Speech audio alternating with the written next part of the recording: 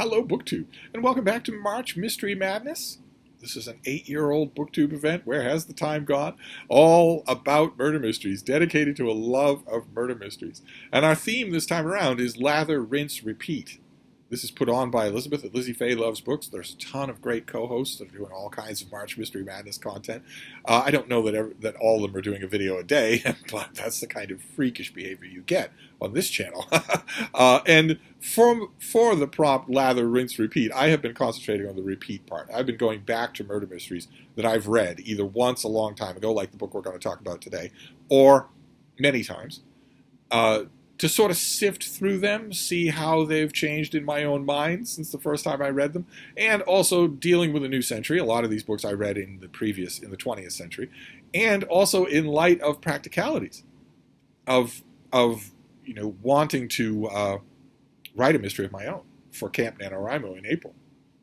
And today we're dealing with a book from just the turn of the 90s. This is in the early 90s. This is by Michael Pierce, and it is The Mamur Zapt and the Men Behind.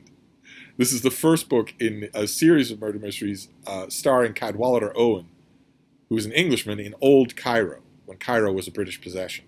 He's the chief of the secret police in Cairo. So not actually a beat cop, not anything as cut and dried as that. I was able to sidestep my reservations about cops in murder mysteries by reading this, which is not only 100 years ago, but also not quite a cop. He is more of an agent. And he's more of an agent. He's not so much of a cop. He doesn't have a personality. Very few of the characters in this book have personalities, although the writing does. The writing is standout good in this book. I did not remember that I read it in the early 90s when it first came out in paperback. I was working in a bookstore. I saw this and thought, oh, Old Cairo. That's interesting. Old Cairo as a location in a time is subject of a hefty amount of mythologizing. So you'll get all sorts of old romances set in Old Cairo. Once upon a time, you don't anymore, but once upon a time you did.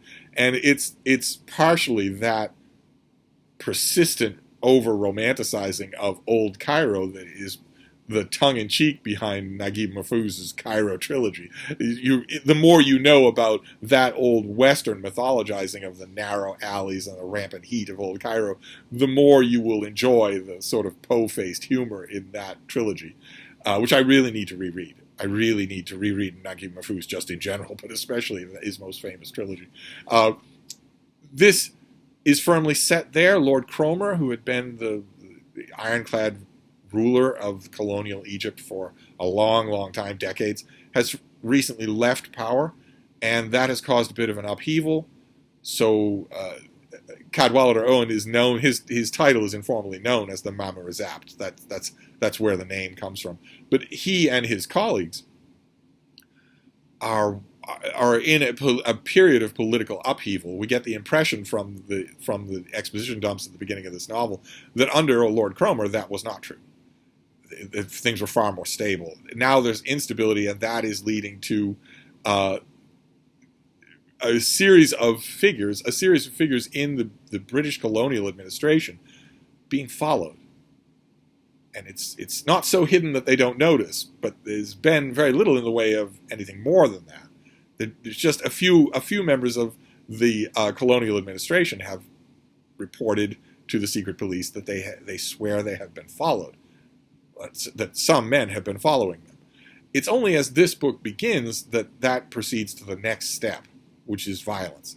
And I want to read you the opening of this book just to show you how spirited this is written, how wonderfully this is written. This is the beginning of chapter 1. Riding home from work on the back of his donkey one lunchtime, Fairclough of the Customs Department was shot at by 2 men. The shots were fired from a distance and missed, and the only damage from the incident resulted when the frightened donkey careered into a fruit stall nearby and deposited both fruit and Fairclough on top of the stallholder, who, since it was lunchtime, was sleeping peacefully under the stall. Fairclough held court afterwards in the bar of the sporting club, which is where Owen, that's our main character, caught up with him. Now, before we get to the dialogue, you have to remember, when you're hearing this in your head, picture Mark from Book Time with Elvis. All of these characters talk just like him. It was ghastly, he declared, drinking deeply of his tumbler. There were squashed tomatoes everywhere. Mind you, they saved my life. It looked like blood, you see. All over him, all over me. They must have thought they'd got me. What I can't understand, said someone at the bar, is why anyone would want to get you anyway. I mean, let's face it, Fairclough, you're not exactly important. And although everyone else in the department regards you as a bit of a pig, I wouldn't have said that feeling ran high enough for them to want to kill you. Perhaps there's a woman in the case, suggested someone. Fairclough, who was a lifelong bachelor, snorted and peered into his tumbler. Unlikely, said someone else. The only female he lets get anywhere near him is that damn donkey of his. Perhaps it's an animal lover. After all, it is a very small donkey and a very large Fairclough. Perhaps after years of witnessing this unequal combat, somebody has decided to take sides. Miss Crisply, perhaps, suggested someone. There was a general laugh. Then someone noticed Owen. Hello, he said. On the job already? I see you're starting in a sensible place, the bar. We've got a suspect for you, Miss Crisply of the Mission. Thank you, said Owen. Or shall I begin with the donkey?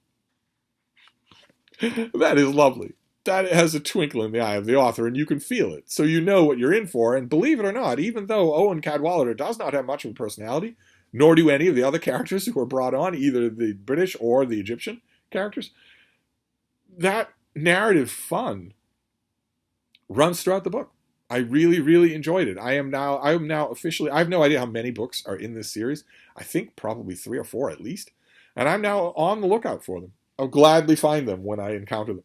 Because this first volume in this series lays out Old Cairo.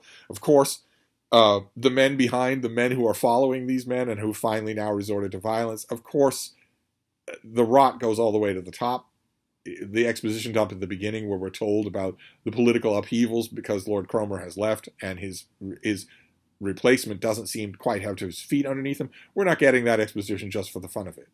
This is going to be a major case, and it works out well. It is deployed really well. In a way, reading the Mamur, Zapt, and the Men Behind really helped me to learn a lot about the kinds of things I'm going to want to know when I write a murder mystery. How to orchestrate things, how to vary between what the reader knows and what the author knows but doesn't want the reader to know. That the mechanics of that are fascinating to me. So I count this as a success, even though Cadwallader Owen is technically a policeman of a kind. I didn't mind at all. So there's a welcome bright spot in March Mystery Madness, and I've had a few experiences that were good. I have no idea what I'll pick next. Probably, I'm feeling a little guilty that I keep picking print and paper books. I should probably go to my ebook library and pick something there. Maybe I'll do that tonight. I'll just literally spin the wheel and see where it stops. But anyway, that's my March Mystery Madness update for today. Michael Pierce's book, The Mamur, Zapt, and the Men Behind, was wonderful. Absolutely loved it. Old Cairo.